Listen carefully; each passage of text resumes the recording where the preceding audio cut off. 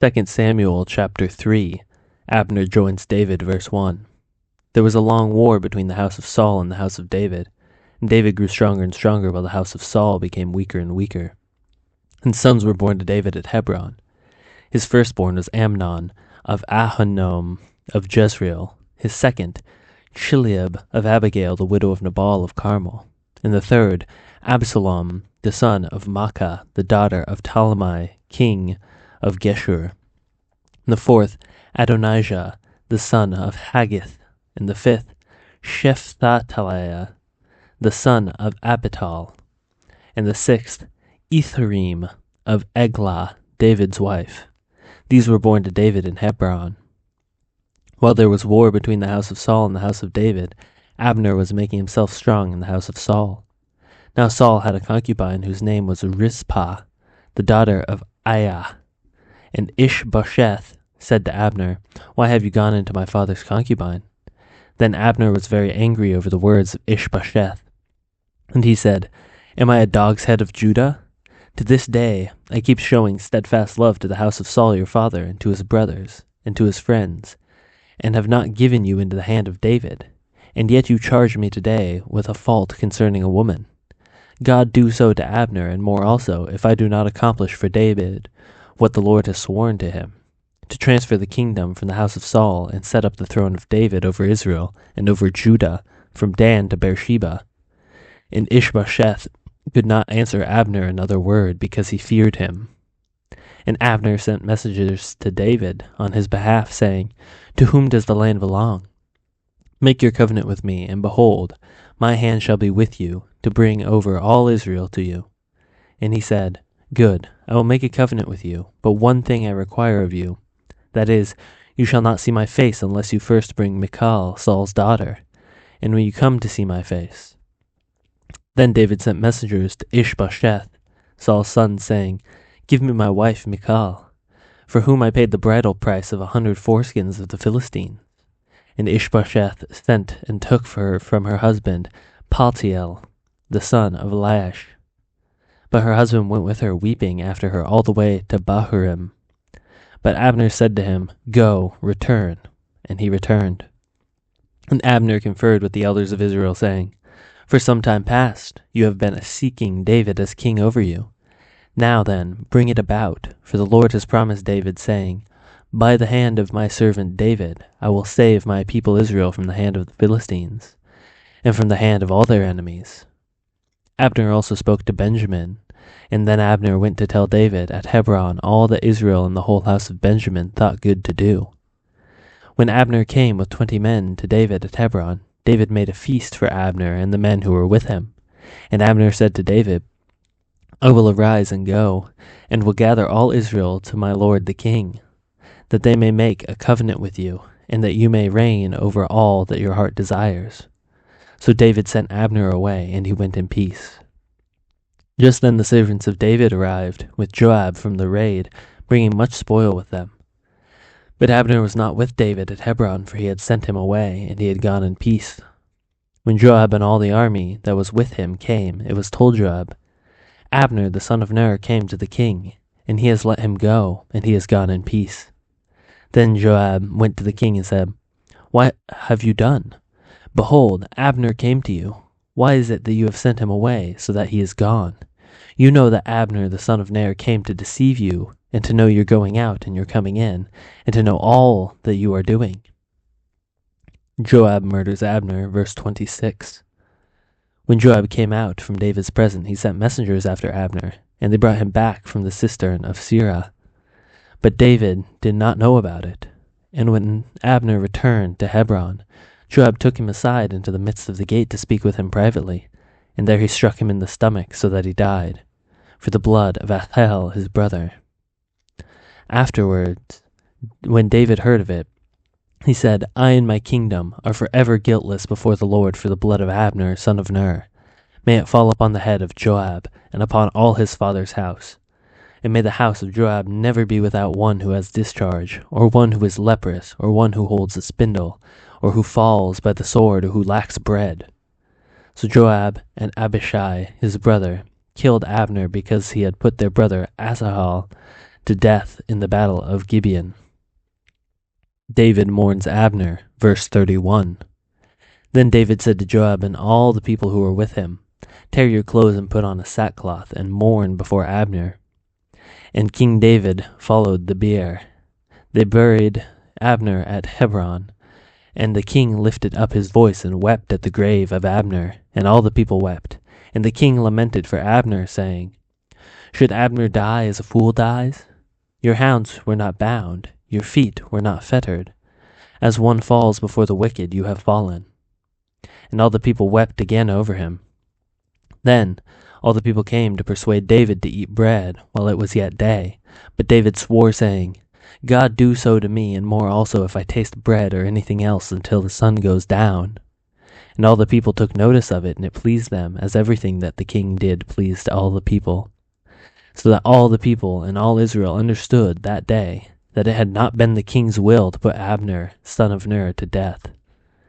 And the king said to his servants, "Do you not know that a prince and a great man has fallen this day in Israel? And I was gentle today, though anointed king. These men, the sons of Zeruiah, are more severe than I. The Lord repay the evildoer according to his wickedness."